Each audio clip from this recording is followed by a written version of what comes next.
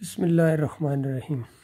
دیکھیے، عمران خان صاحب نے آج سے 20-25 سال پہلے تحریک انصاف جب بنائی تو انہوں نے انصاف حاصل کرنے کے لیے بنائی یا انصاف دینے کے لیے بنائی؟ کیونکہ جب ان کو اقتدار ملا تو اس کے بعد بھی اب یہ خود ان کو انصاف نہیں مل رہا ہے، انہوں نے دوسروں کو انصاف کیا دینا ہے؟ اور سب سے بڑا مسئلہ یہی ہے عوام کا کہ ان کو انصاف نہیں مل رہا ہے۔ اب اس حوالے سے ایک صاحب ان کو سوال کر رہے ہیں اور اس کے بعد جو عمران خان صاحب جواب دے رہے ہیں وہ ذرا سنیے، اور اس کے بعد پھر انشاءاللہ میں اس کے اوپر تبصرہ کرنے کی کوشش کروں گا۔ ملک بھر میں انصاف کا نظام جتنا مفلوج ہو گیا ہے، ایک عام آدمی عدالتوں کا رخ کرنے سے گھبراتا ہے۔ جیسا کہ صاحب آپ نے خود کہا تھا کچھ دن پہلے کہ ہم بدقسمتی سے کرپشن کے ملزموں کو سزا تک نہیں دلوا سکتے، تو وزیر اعظم صاحب ایک عام آدمی کس سے انصاف مانگے؟ مہربانی فرما کے آپ انصاف کا کوئی ایسا نیا نظام، ایسا میکانزم سیٹ کر جائیں تاکہ ہر کسی کے لیے انصاف کی فراہمی ممکن ہو سکے۔ جی شکریہ۔ دیکھیں، 25 سال پہلے جب پارٹی بنائی تھی اس کا نام انصاف کی تحریک رکھا تھا، تحریک انصاف، اور ہمارا جو گول تھا، ہمارا جو نظریہ تھا وہ اسلامی فلاحی ریاست تھا۔ اب میں اس کے اوپر بھی ضرور بات کرنا چاہتا ہوں کیونکہ یہ بڑا ضروری ہے۔ دیکھیں، میں کئی دفعہ میں دیکھتا یہ ہوں کہ لوگ سمجھتے ہیں عمران خان نے کہا تھا ریاست مدینہ بن جائے گی، دیکھیں یہ بھی برا ہے وہ بھی برا ہے، یعنی کہ جو 70 سال میں اس ملک کے چیزیں خراب ہوئی ہیں وہ عمران خان نے ایک دم ہی آگے ٹھیک کر دینی۔ دیکھیں، میں نے تو یہ کبھی آپ کو نہیں کہا تھا کہ ایک دم یا دودھ کی نہریں بہہ جائیں گی۔ میں نے تو 25 سال سے کہہ رہا ہوں کہ ہمارا سفر شروع ہوگا، وہ نظام، وہ نبی صلی اللہ علیہ وسلم نے جو ریاست بنائی تھی، جس کی جو ماڈل بنایا تھا، جس سے مسلمانوں نے دنیا کی عظیم سویلائزیشن کتنے 100 سال تک رہے تھے۔ تو پھر سے میں ریپیٹ کرتا ہوں کہ میں جب 25 سال پہلے جب یہ کہا تھا تو کیا میرا ذہن میں کیا تھا؟ دیکھیں، اللہ نے ہمیں حکم دیا ہے قرآن میں کہ نبی صلی اللہ علیہ وسلم کی راستے پہ چلو، تو ہم وہاں تو پہنچ کبھی بھی نہیں سکتے کہ جدھر وہ اللہ نے جو ان کو مقام دیا ہے، لیکن انہوں نے حکم دیا ان کے راستے پہ چلو۔ اور علامہ اقبال نے یہ کہا ہے کہ جب بھی مسلمانوں کا معاشرہ اوپر آتا ہے تو وہ ہمیشہ اسی راستے پہ چل کے اوپر آتا ہے، جب نیچے چلا جاتا ہے تو اس راستے سے دور ہو جاتا ہے، جب اوپر آتا ہے تو اس راستے پہ چلتا ہے۔ اب دیکھیں، وہ راستے میں ذرا اپنی قوم کے لیے میں ایک چیز کہنا چاہتا ہوں آج، یہ آپ سب نے ضرور سمجھنا ہے، اور میں اپنے خاص طور پہ نوجوانوں کو یہ چیز کہنا چاہتا ہوں۔ دیکھیں، دو قرآن کی آیتیں ہیں اور ایک نبی صلی اللہ علیہ وسلم ان کا جو حدیث ہے، یہ ذرا پلیز اپنے ذہن میں ڈال لیں۔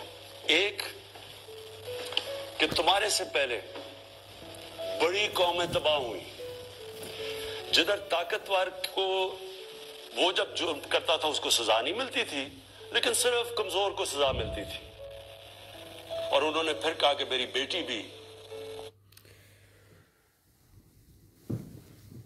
عمران خان صاحب کی ساری گفتگو کے اوپر اتنا کہنے کو جی چاہ رہا ہے کہ ہمیں ہے ان سے وفا کی امید جو نہیں جانتے وفا کیا ہے۔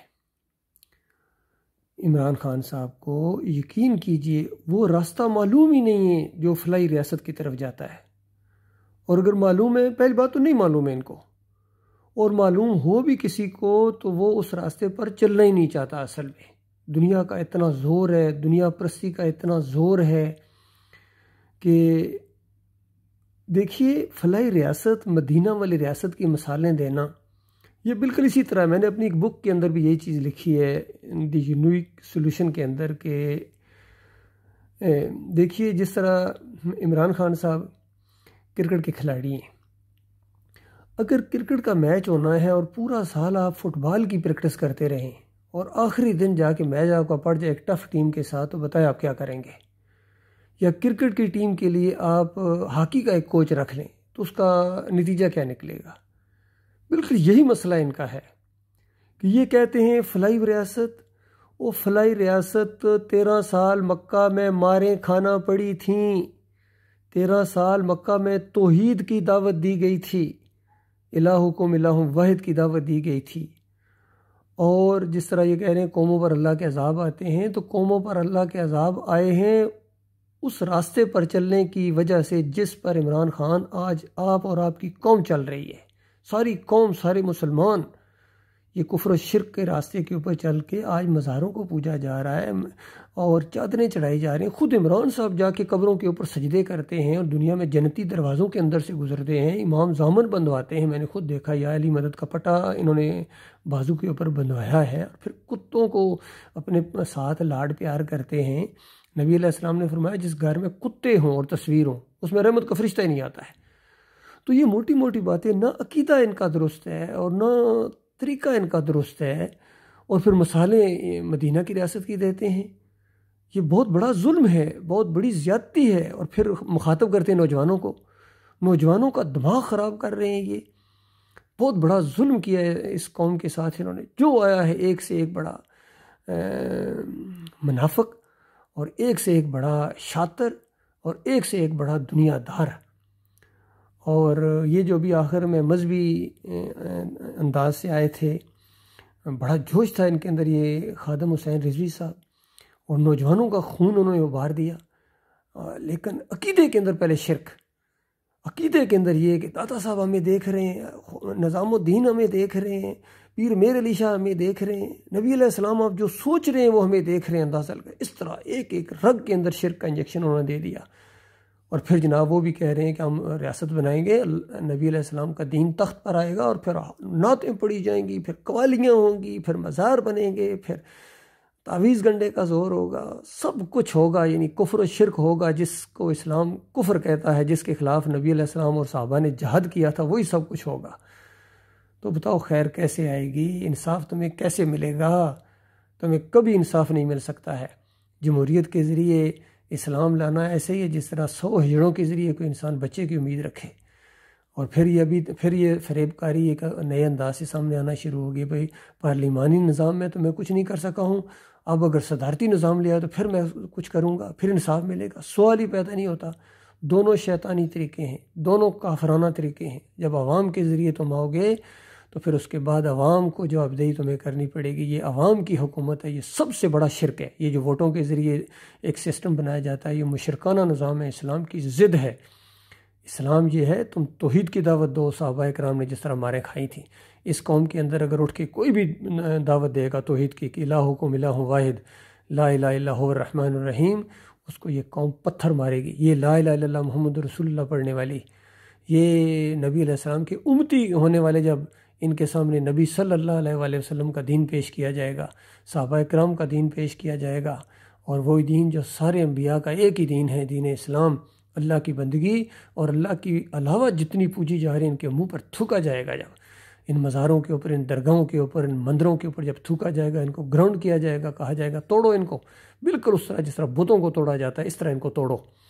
کوئی گنبد نہیں رہے گا، نہ ہرا گنبد رہے گا، نہ پیلا نہ نیلا گنبد رہے گا۔ یہ شرک ہے، کفر ہے۔ کوئی تعویذ گنڈا، کوئی امام زامن، کوئی گھوڑا نہیں نکالا جائے گا، کسی گھوڑے کی پوجا نہیں ہوگی، نہ 12ویں ہوگی، نہ میلاد النبی ہوگی، کوئی کیک نہیں کاٹا جائے گا، نہ واسطہ وسیلہ، نہ رکوع اور سجدہ کسی اور کو اللہ کے علاوہ۔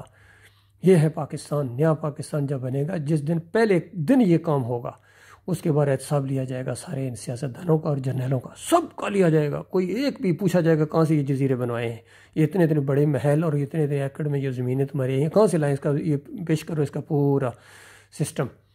کسی ایک کے ساتھ بھی رعایت نہیں کی جائے گی۔ تو یہ اس وقت ہوگا جب اللہ کے بندے آئیں گے، پھر یہ نبی علیہ السلام کا نام لیتا پوری زندگی۔ آپ دیکھیے پوری زندگی کا پیچھے کہہ رہ گیا عمران خان صاحب، کیا اب بھی موقع نہیں آیا ہے جو ظاہری شکل و صورت کم از کم نبی علیہ السلام کی طرح بناتے ہوئے آپ کس سے ڈرتے ہیں؟ کس کو خوش کر رہے ہیں؟ یہودیوں کو، عیسائیوں کو اور ہندوؤں کو اور سکھوں کو گردوارے بنانے والے مدینہ کی ریاست بنائیں گے؟ بتائیے نبی علیہ السلام نے کتنے گردوارے بنوائے تھے، یا صحابہ کرام نے کس کو گردوارے بنا کے دیے تھے اور مندر بنا کے دیے تھے اور بت بنا کے دیے تھے؟ بت پرستوں، اللہ کے دین کے انکاریوں، فریب کاروں، تمہارے ساتھ وہ کچھ ہونے والا ہے مرنے کے ساتھ جو تم سے پہلے اسی طرح فریب کار آئے ہیں۔ اور پھر جناب دیکھیے کہتے ہیں علامہ اقبال نے یہ کیا تھا، فلسفے پیش کیے تھے، ایک دن بھی علامہ اقبال اس کے اوپر عمل نہیں کر سکا، کوئی بھی عمل نہیں کرتا اس کے اوپر، اور عقیدے کے اندر خرابی ہے۔ علامہ اقبال بھی قبر پرست تھے، نظام الدین کی درگاہ پر وہاں گئے اور وہاں شعر و شاعری کی اور اتنا ان کو بڑھایا کہ انبیاء سے اوپر بڑھا دیا، اور وہاں سے مراد مانگی تھی میرا بیٹا ہو جائے تو آپ کے یہاں میں وہ پھیرا لگاؤں گا۔ پتہ یہ مشرک، یہ حکیم الامت۔ اور اشرف علی تھانوی جو دوسری حکیم الامت ہیں، اس کی کتابیں بھری پڑیں، جتنا شرک اور کفر اس نے پھیلایا، شاید ہی کسی زمین کے اوپر کسی نے کفر و شرک پھیلایا۔ وہ ان کے خلاف کون اٹھے گا؟ اب ہندوؤں اور سکھوں کو ہم کیا کہیں، یہودیوں اور عیسائیوں کو ہم کیا کہیں؟ ان کی گستاخیاں، ان کے خاکے تو بہت چھوٹے ہیں تمہارے مقابلے میں، جو تم نے اور تمہارے اکابرین نے گستاخیاں کی ہیں اللہ کی، صوفیوں نے جو کی ہیں۔ کشف المحجوب میں جو انبیاء کی گستاخیاں ہیں ذرا پڑھو نا، کتنے پڑھی نہیں جاتی ہیں، ایسے ایسے بکواس کی ہیں انہوں نے، اور ان کے نام انہوں نے گنج بخش رکھا ہے۔ یہ صوفی کہتا ہے میں صوفیوں کے بہت ماننے والا ہوں، میں نظام الدین وہاں جا کے شکر گنج کے پتہ کہاں وہاں جا کے ماتھا ٹیک دیا، اور وہاں جا کے جنتی دروازے کے اندر سے عمران خان صاحب گزر رہے ہیں، کبھی یہودیوں کے ساتھ بیٹھے ہوئے ہیں، کبھی قادیانیوں کے ساتھ بیٹھے ہوئے ہیں، کبھی کہتے ہیں یہ کیسی بات ہے کہ نبی علیہ السلام کو آخری نبی نہ ماننا جائے تو وہ مسلمان نہیں ہو سکتا۔ ہاں دیکھیں ایسے ایسے بکواس انہوں نے کی ہیں اللہ کے دین کے معاملے میں۔ سارے ملے ہوئے ہیں، سارے اللہ کے بندوں، نبی علیہ السلام کے طریقے پر چلاؤ۔ نبی علیہ السلام کا طریقہ یہ ہے توحید کی دعوت دی جائے، رد شرک کیا جائے۔ آج توحید کی دعوت دو تو یہ اپنے علاقے سے نکال دیتے ہیں، جیلوں میں ٹھونس دیتے ہیں۔ مسلمان، میں غیروں کی بات نہیں کر رہا ہوں، فوج سے نکال لیتے ہیں۔ خود مجھے فوج سے نکال دیا کہ میں افسر تھا 7 پنجاب ریجمنٹ میں، جب میں نے ان کو توحید کی ذرا سی دعوت دی کہ دیکھو یہ علی مدد کا نعرہ نہ لگاؤ، یہ شرک ہے، تو جناب پورا سسٹم ہل گیا۔ بتائیے یہ مسلمان ہیں جنہیں دیکھ کے شرمائے یہود۔ اور پھر سول میں بھی جب تھوڑی سی توحید کی دعوت دی، یہ بابا صاحب سبحان کو نہ پکارو، نکروڑے والے کو نہ پکارو، کلیوں والی سرکار کو چھوڑو، اور پیری مریدی نہ کرو، یہ کفر ہے، شرک ہے، یا علی مدد نہ کہو، یا رسول مدد نہ کہو۔ پرچہ کٹ گیا جناب، پرچہ کٹ کے 3.25 مہینے اڈیالہ جیل میں رہ کے آیا ہوں۔ تو بتاؤ دل کڑتا ہے میرا، مدینہ کی ریاست بے ایمانو، یا تو اس دین کا نام لینا چھوڑ دو یا دین پر چلو۔ جب تک یہ نہیں کرو گے کوئی خیر نہیں آ سکتی۔ جہنم نے منہ کھولا ہوا ہے، اس کے اندر تمہیں جاؤ گے۔ سارے چلے گئے، کوئی نہیں بچا ہے، سارے گئے ہیں، چاہے وہ پہلا ہو، چاہے دوسرا ہو، چاہے تیسرا ہو، اب یہ پتہ نہیں 20واں یا 25واں سربراہ آ رہے ہیں، سارے ایک سے ایک بڑھ کر مشرک، ایک سے ایک بڑھ کر اللہ کے دین کا مذاق اڑانے والا۔ تو یہ کبھی خیر نہیں آ سکتی۔ خود تمہیں انصاف نہیں مل رہا ہے، کیا فائدہ طریقے انصاف بنانے کا؟ خود تمہیں انصاف نہیں مل رہا ہے بقول تمہارے، تو دوسروں کو کیا انصاف؟ جب بے بسی کا اظہار کرے پرائم منسٹر، چیف جسٹس بے بسی کا اظہار کرے، آرمی جنرل بے بسی کا اظہار کرے، کفر و شرک کے رکھوالے بن جائیں، تو بچاؤ کیا ہوگا اللہ کے بندو؟ پوری دنیا کا یہی حال ہے، سب یہ کفر و شرک کی طرف دوڑ لگائی ہوئی، چاہے وہ سعودی ہوں، چاہے یہ پاکستانی ہوں، چاہے یہ بنگلہ دیشی ہوں، چاہے یہ انڈیا کے اندر مسلمان، سب نے زمین کو بھر دیا۔ کروڑوں میں کوئی ایک ہو جو ایمان خالص کے اوپر ہو، ورنہ کوئی نہیں ملے گا۔ بہرحال مایوسی کفر ہے، ہم مایوس نہیں ہیں، توحید کی دعوت الحمدللہ ہم دے رہے ہیں، اسی کے اوپر قوم کو اکٹھا کرنا ہے، اور اسی بنیاد کے اوپر حق اور باطل کی بازی کھیلی جائے گی انشاءاللہ۔